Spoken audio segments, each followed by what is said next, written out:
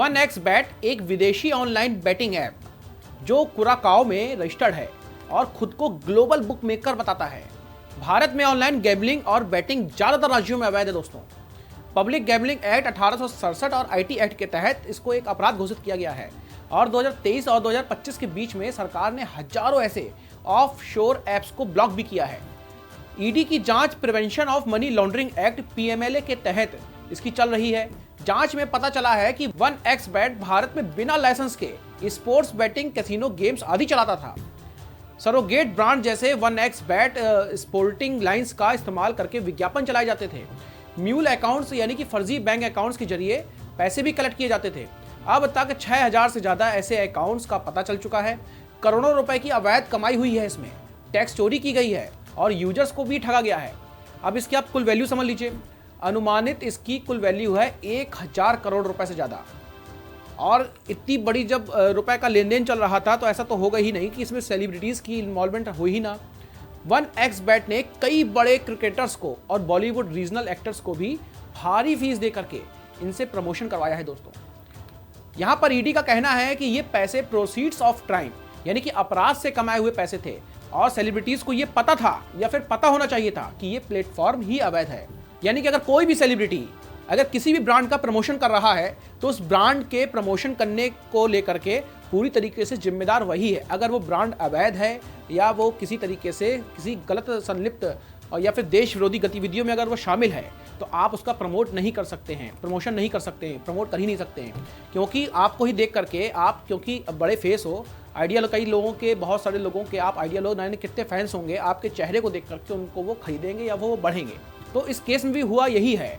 सन 2025 में जब जांच शुरू हुई थी तब ईडी ने कई सेलिब्रिटीज से पूछताछ की थी, जिसमें सुरेश रैना धाकड़ खिलाड़ी, शिखर धवन, हमारे गब्बर साहब, युवराज सिंह जो सिक्सर किंग कहे जाते हैं, रॉबिन उथप्पा, इनके योगदान को क्रिकेट में कौन भूल सकता है, Sonu Sood, corona star, corona के समय में ये स्टार बन गए थे, उर्वशी रौतेला जो इस समय 1xBet की इंडिया की ब्रांड एम्बेसडर भी हैं, नेहा शर्मा, इनकी खूबसूरती के चर्चे सभी जगहों पर हैं, मिमी चक्रवर्ती जो पूर्व टीएमसी एमपी हैं और एक्ट्रेस भी हैं, अंकुश हाजरा एक बंगाली एक्टर, ये सारे लोग इसके शिकंजे में हैं। पूछताछ में सवाल ये थे कि आखिर कॉन्ट्रैक्ट कैसे साइन किए गए, पेमेंट कैसे मिला है, हवाला से मिला है या फिर बैंकिंग से मिला है, क्या पता था कि बैटिंग भारत में इलीगल है।